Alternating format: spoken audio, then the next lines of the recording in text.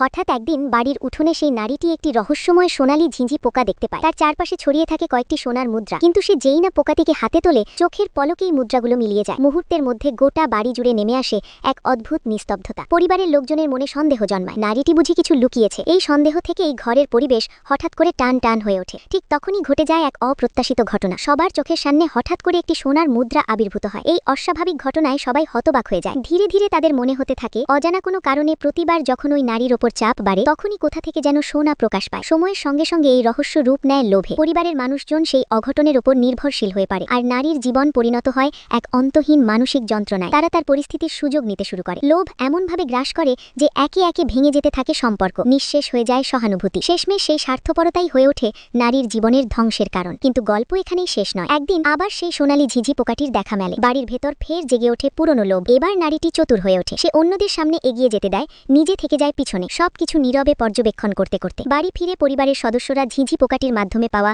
সম্ভাব্য লাভ নিয়ে আলোচনা শুরু করে। বাইরে থেকে নারীটি ভীত ও অসহায় মনে হলেও ভেতরে ভেতরে সে সম্পূর্ণ সজাগ। যখন সন্দেহের তীর আবার তার দিকেই ঘুরে আসে, তখনই সত্য নিজে থেকেই প্রকাশ পায়। এই রহস্য তার মধ্যে নয়, অন্য কারো মধ্যে লুকিয়ে আছে। এই প্রকাশের পর লোভ পৌঁছে যায় চরমে। পরিবার নিজেদের মানবিক সীমা ছাড়িয়ে যায়। আর ঠিক তখনই ঘটতে চলেছে এমন কিছু যা সব কিছুকে চিরতরে বদলে দেবে।